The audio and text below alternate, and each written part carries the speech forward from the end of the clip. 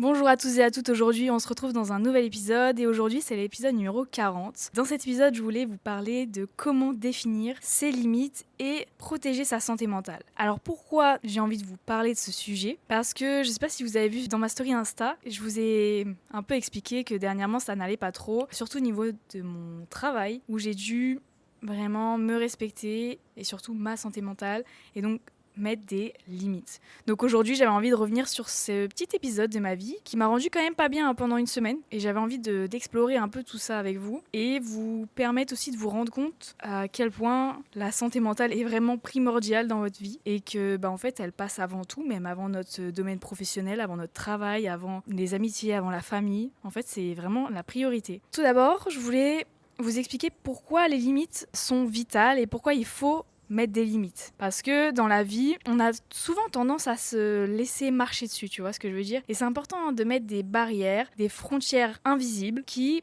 protègent aussi notre bien-être physique, émotionnel et mental d'autrui. Ça va nous permettre donc de dire oui à nous-mêmes mais sans culpabilité et dire non potentiellement aux autres sans non plus culpabiliser. Le problème quand il n'y a pas de limite, on va dire, dans ta vie, quand tu vas pas te fixer des limites, ça va être que on peut facilement se retrouver à épuiser tout simplement nos énergies, accumuler énormément de stress et même risquer un burn-out. Par exemple, typiquement, ce que j'ai vécu dernièrement, j'ai dû vraiment réfléchir parce que j'étais pas à deux doigts de frôler le burn-out, mais j'étais vraiment dans une situation où ça me mettait vraiment mal à l'aise, tu vois. Et donc, je vais quand même raconter un peu l'histoire. Donc en gros, c'était dans le contexte de travail. Donc là, on va reprendre depuis le début. Mais donc là, en gros, c'était dans le contexte professionnel, donc dans mon travail. Du jour au lendemain, on m'a imposé quelqu'un avec qui je devais travailler. On m'a enlevé mon binôme avec qui je m'entendais parfaitement bien et tout roulait très très bien. Et on m'a imposé une nouvelle personne que je ne connaissais ni d'Adam ni d'Ève. Et il s'avère que cette personne n'était pas du tout compatible avec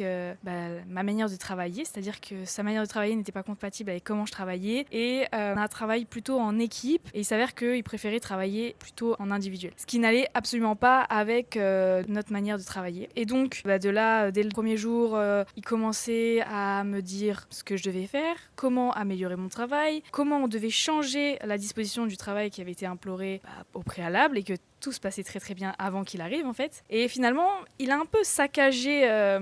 c'est un peu fort comme mot saccagé, mais il a un peu tout remanié à sa manière. Il voulait tout détruire pour tout recommencer à sa manière. Et ça, c'est quelque chose que j'ai pas du tout aimé, tu vois. T'arrives pas dans un travail, au bout du premier ou deuxième jour, à vouloir tout réorganiser à ta sauce, sachant que t'as même pas essayé de te mettre dans le moule. La personne m'a même dit haut et fort, je ne souhaite pas me mettre dans le moule, je souhaite améliorer et arriver avec... un peu de nouveauté. J'étais là, super, c'est très bien, mais tu vois, tu fais pas ça le deuxième jour parce que forcément, tu romps un peu l'alliance collègue-collègue. Et c'est clairement ce qui a été parce que moi, je pouvais pas, c'était plus fort que moi. Cette personne, elle arrive dans un territoire que tu connais où tout se passait bien avant qu'il arrive et il veut tout refaire à sa manière. Donc évidemment, ça te contrarie, ça te frustre, en mode, t'es toujours dans la lutte constante à dire, non, on ne travaille pas comme ça, on fait pas ça, on fait autrement, gentiment. Sauf qu'au bout d'un moment, t'accumules beaucoup de choses, au bout d'un certain temps, en plus, en très peu de temps finalement. Et je commençais à péter un plomb, à me remettre en question en me disant clairement ça va pas être possible de continuer à travailler avec cette personne finalement. Donc ni une ni deux, j'ai déterminé des limites. On va un peu regarder comment identifier ces limites, mais j'ai déterminé des limites qui en fait là il est arrivé à un moment donné où j'ai dit stop en fait. Ça m'a saoulée, donc j'ai dit stop et j'ai pris les devants. Typiquement, ça va être d'abord de se poser une première question. Comment vous allez identifier vos limites, comme moi j'ai pu faire? Ça va être par vous poser des questions. Qu'est-ce qui va vous mettre mal à l'aise ou vous épuise? Moi, clairement, cette personne m'épuisait constamment, toute ma journée. Je devais être en lutte constante à lui dire non, on fait pas comme ça, on fait comme ça. Enfin, c'était fatigant, tu vois, alors que ça aurait pu tout simplement aller sur des roulettes parce que elle aurait pu choisir de rentrer dans le moule, comme elle le dit si bien, mais pas du tout. Elle a décidé de faire tout le contraire, tu vois. Et donc tout ça, typiquement, c'est des comportements de l'autre personne, c'est ces comportements-là, de remanier, de me tirer des balles perdues, de me dire que je travaille pas comme il faut, machin, c'est pas bien, truc. Que des petits, tu vois, la personne, je la connais ni là-dedans ni dev, tu commences déjà à me tirer des balles dans le pied, j'ai dit c'est stop. Ça, c'est des comportements et même des situations, c'est trop lourd en fait, c'est trop fatigant à force. Et surtout là, ça n'avait aucun sens. Voilà.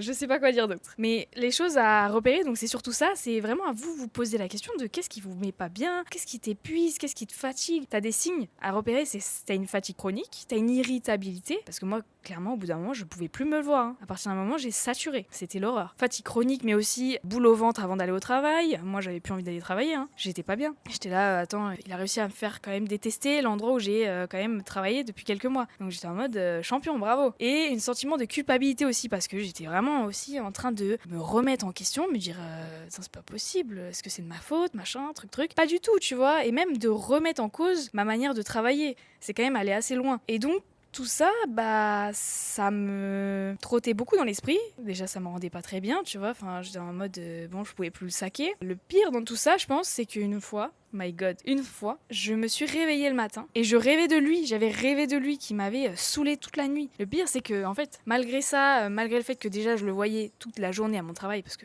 ça prend une grosse partie en plus ton travail dans ta journée, dans ta vie. Donc déjà, si ça se passe pas bien, des questions à se poser. Mais en plus, le soir, je faisais des choses pour aller beaucoup mieux, donc j'allais mieux. Le lendemain matin, j'allais au travail avec la boule au ventre et j'étais pas bien. Tout ça pendant une semaine. Mais c'était l'horreur. J'avais cru que ça a duré un mois. Donc je retournais au travail et tout. J'essayais de me dire, bon, tu mets de l'eau dans ton vin et tout, ça va bien se passer, truc. Pas du tout, que nenni. Il me pourrissait, il m'enfonçait encore plus.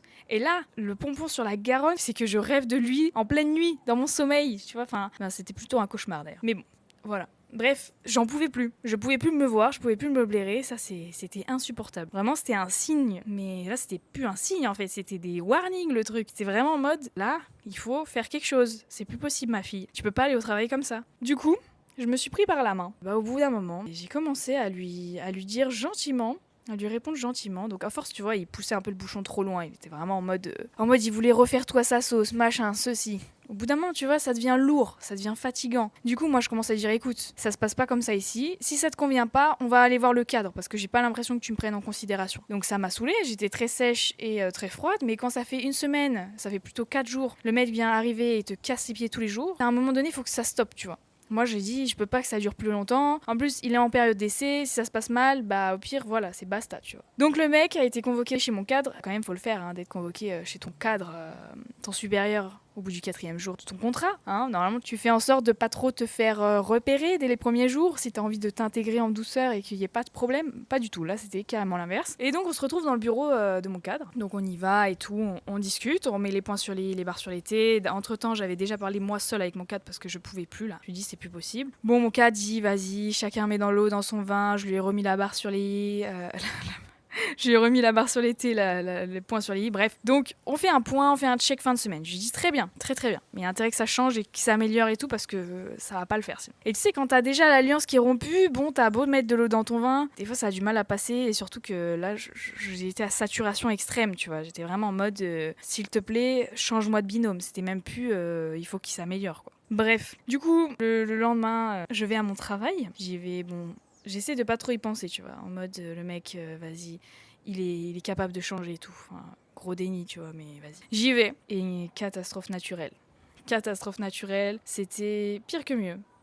Là, franchement, c'était l'horreur. Donc, je commence à péter un plomb, je prends sur moi et tout. Je dis, c'est pas possible. Enfin, je vais pas attendre le lendemain où on devait se faire un point, tous les 3 machins. Pas possible. Pas possible, pas possible. Le soir, je rentre chez moi et tout. J'étais pas bien, mais pire qu'avant, quoi. J'étais en mode, je peux pas continuer à travailler dans ces conditions. Limite, j'étais en train de me dire que c'est moi qui allais démissionner à la fin du mois, tu vois.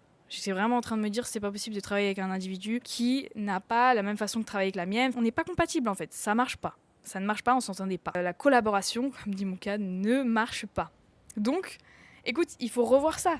Donc moi, je vais voir le cadre et tout le lendemain. J'ai fait un exercice qui pourra d'ailleurs être très utile. J'ai fait une liste de toutes les choses que j'avais sur le cœur concernant la personne et toutes les choses qu'il avait fait de travers ou voilà depuis la semaine où il est arrivé. Mais crois-moi que la liste, elle était énorme. Donc j'étais en mode, mais waouh. En fait, c'est plein de petits trucs accumulés qui m'ont fait me sentir submergée, quoi. Et j'en pouvais plus. Du coup, en vrai, je suis fière de moi parce que j'ai posé une limite dès le début d'aller voir mon cadre et tout, et que je lui mettais des bâtons dans les roues, je lâchais pas l'affaire et tout. A posteriori, j'étais en mode putain, t'aurais dû quand même réagir dès le 2e jour, tu vois. Mais après, je me suis dit, j'étais trop sympa, tu vois, je l'ai laissé arriver. Je me suis dit, il y a peut-être erreur de parcours, petit quiproquo, mauvaise compréhension de la situation. Pas du tout en fait. Le mec savait très bien ce qu'il voulait faire et où il voulait aller. Du coup, j'ai été en mode bon, ça a trop duré là, mon gars. Donc j'ai fait la liste. de toutes les choses, des situations qui m'ont mis vraiment pas bien là, c'était l'horreur. Donc j'ai fait ce truc pour me soulager, me dire vas-y demain c'est ton jour ma fille. Tu vas voir ton cadre, tu lui dis c'est fini ce binôme, c'est fini. Et donc je vois mon cadre le lendemain et je lui dis là j'en peux plus en fait. Finalement là ça peut plus attendre plus longtemps. Il dit tu vas devoir me changer de binôme là, c'est plus possible. Et donc il prend en considération et tout, il me dit bah revenez cet après-midi, comme ça je vais trouver une solution et tout, enfin on va voir ça comme ça.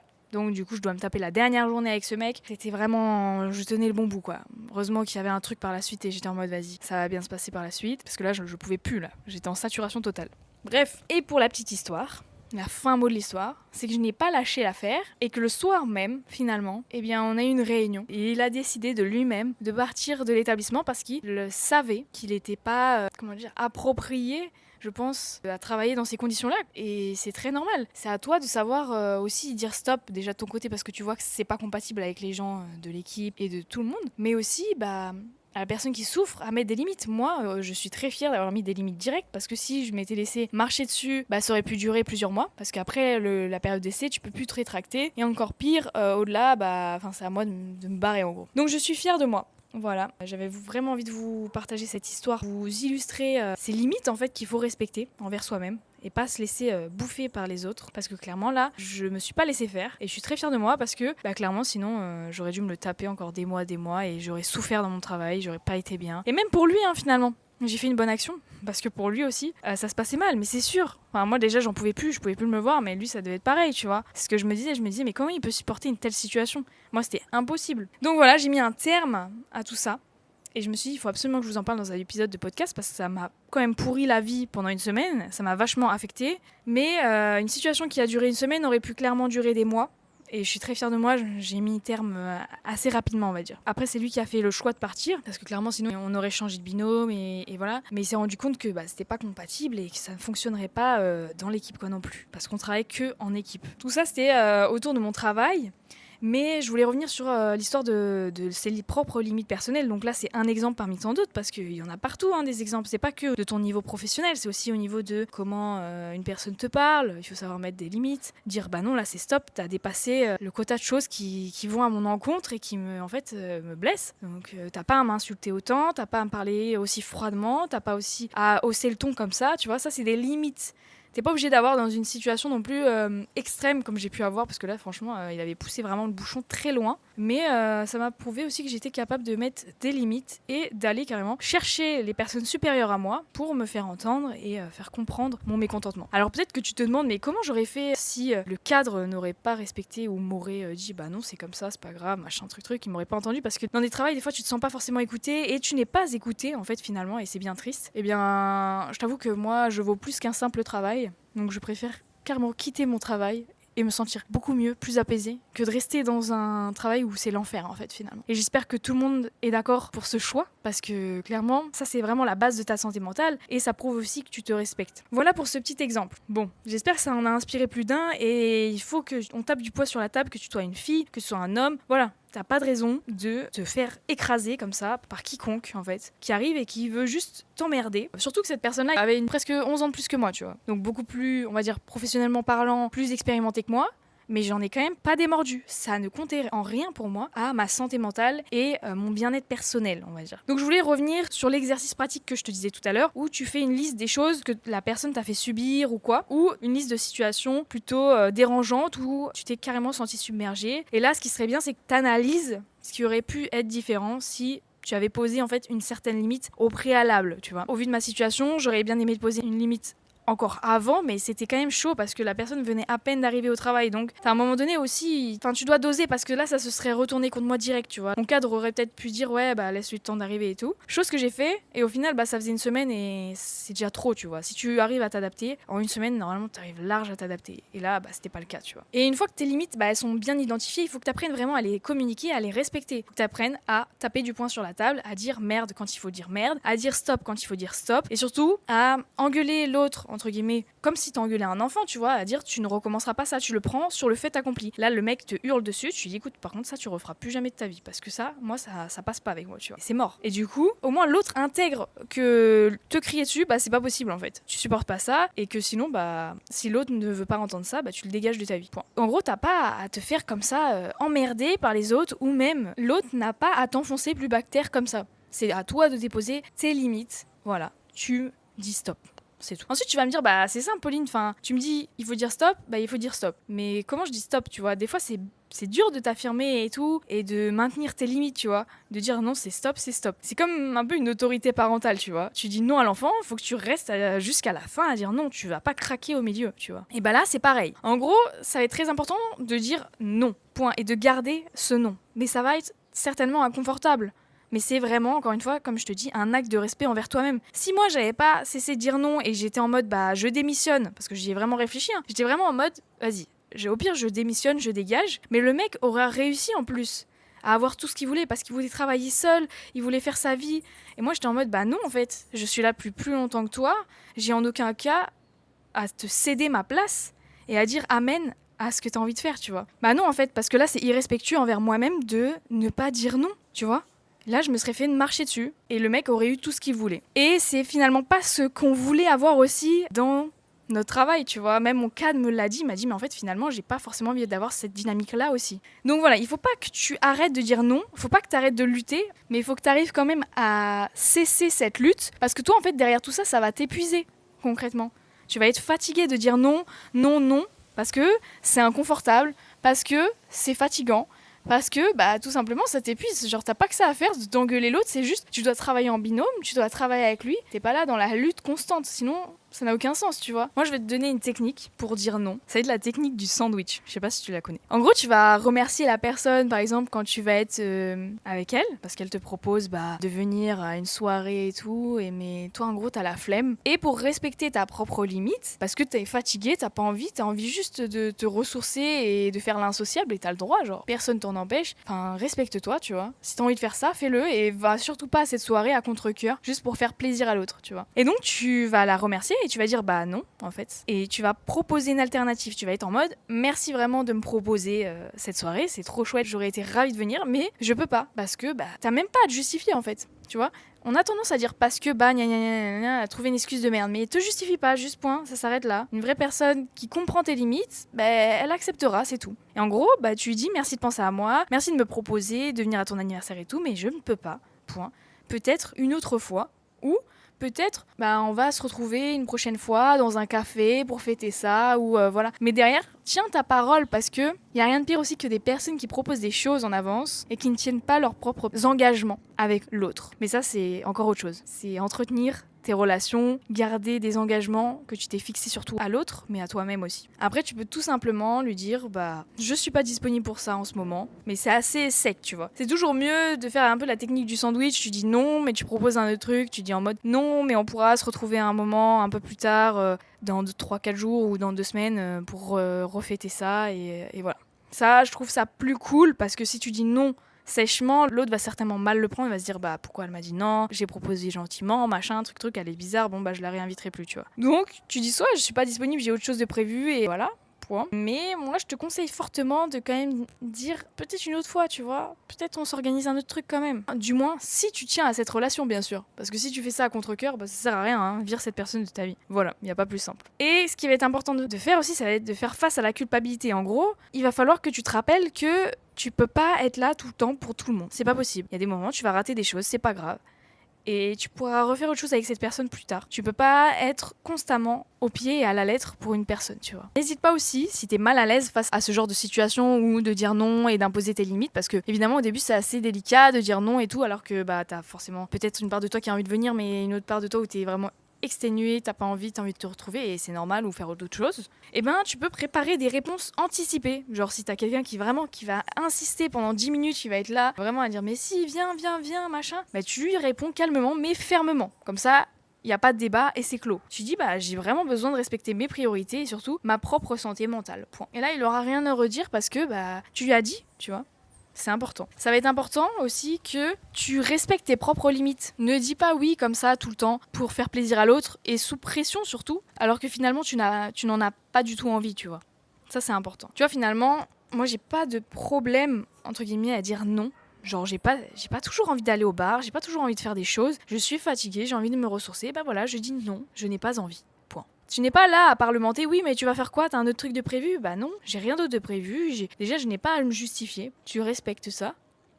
Et ensuite, j'ai envie de prendre soin de moi, j'ai envie de passer un moment avec moi-même, tu vois. Il y a des personnes aussi qui fixent des moments, des horaires, que ce soit pour travailler sur des projets, mais aussi pour voir des personnes qui leur sont chères. Et ça permet aussi d'avoir un certain équilibre. Alors je te dis pas d'être vraiment hyper psychorigide, d'être là, ouais, alors 14h je dois être au lycée, à 16h30 je dois voir ma copine, et si avant 17h je ne suis pas rentrée, ça va pas le faire, donc voilà. Non, de tout calculer comme ça sert à rien. Il faut que tu arrives à un peu lâcher prise, tu te dis juste à des moments que tu réserves pour voir tes copines, au détriment de faire des choses pour toi ou de prendre du temps pour toi. Après, si t'as pas dans ton planning prévu de sortir le vendredi soir quand t'as proposé en dernière minute d'y aller et que t'as forcément, je sais pas, t'as envie de prendre soin de toi ou faire autre chose, t'as vraiment le droit de faire ça, quoi. Enfin, personne peut t'en empêcher. Si on peut retenir un truc important, c'est que les limites, elles protègent ta santé mentale. Elles ne sont en aucun cas égoïstes. Et retiens bien ça, s'il te plaît. Tes limites, elles te permettent d'être bien avec toi-même. Et crois-moi qu'il n'y a rien de plus précieux que d'être bien dans ta tête. Ta santé mentale doit être ta priorité. Si t'hésites encore à poser des limites, parce que c'est trop dur, parce que t'as peur, tu sais pas comment faire, mais vraiment, commence petit à petit. Commence sur des trucs basiques, c'est pas très grave, tu vois, si tu te foires et que voilà. Mais chaque pas compte et crois-moi que tu vas y arriver, d'accord? Tu n'en démords pas. Il faut pas que t'arrêtes de dire non. Il faut pas que tu craques au bout du deuxième non, tu vois. Si tu as dit non à quelque chose, tu n'y vas pas, point. Tu as décidé ça, tu ne reviens pas sur tes décisions. Mis à part que s'il y a un changement de programme ou quoi, ça peut arriver, tu vois. Mais ne te laisse pas retourner le cerveau non plus, tu vois ce que je veux dire. En tout cas, j'espère que cet épisode t'a plu. Si ça t'a plu, n'hésite pas à le partager avec quelqu'un qui pourrait en avoir besoin.